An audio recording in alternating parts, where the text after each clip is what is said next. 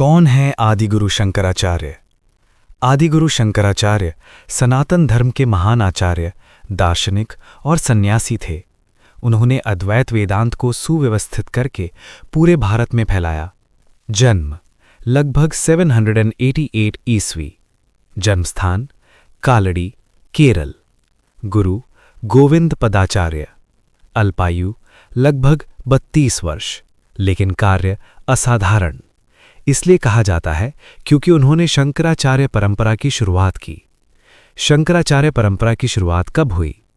समय लगभग 8वीं शताब्दी।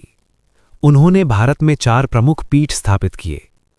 पीठ स्थान वेद, श्रृंगेरी कर्नाटक यजुर्वेद, द्वारका गुजरात सामवेद, ज्योतिर्मठ बद्रीनाथ अथर्ववेद, गोवर्धन पुरी ऋग्वेद। इन पीठों के माध्यम से सनातन धर्म की रक्षा और प्रसार हुआ। शंकराचार्य के मत कितने और क्या हैं? आदि शंकराचार्य का मुख्य दर्शन है अद्वैत वेदांत। अद्वैत का अर्थ है अद्वैत बराबर द्वैत नहीं, बराबर एक ही सत्य। अद्वैत वेदांत की प्रमुख विशेषताएं: 1. ब्रह्म ही एकमात्र सत्य है। ब्रह्म सत्यम जगन मिथ्या।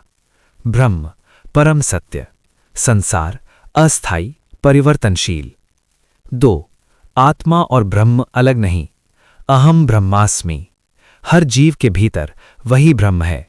भेद अज्ञान से उत्पन्न होता है। 3.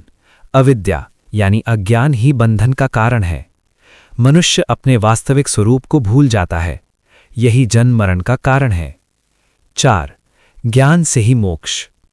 कर्म और भक्ति सहायक हैं, अंतिम मुक्ति ज्ञान से होती है। 5. माया का सिद्धांत। संसार माया से प्रतीत होता है, जैसे रस्सी में सांप दिखना। शंकराचार्य का उद्देश्य क्या था? उस समय धर्म में अंधविश्वास, कर्मकांड की अधिकता, बौद्ध दर्शन का प्रभाव। उन्होंने वेदों को पुनः प्रतिष्ठित किया, तर्क और शास्त्र के साथ धर्म समझाया, भक्ति ज्ञान और कर्म को संतुलित किया। शंकराचार्य की एक पंक्ति में पहचान: एकम सत विप्रः बहुधा वदन्ति। सत्य एक है, ज्ञानी उसे अनेक नामों से जानते हैं। यदि आप चाहें तो मैं अगली बार ये भी समझा सकता हूं।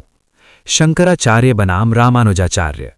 अद्वैत और द्वैत में फर्क। शंकराचार्य की कोई प्रेरक कथा?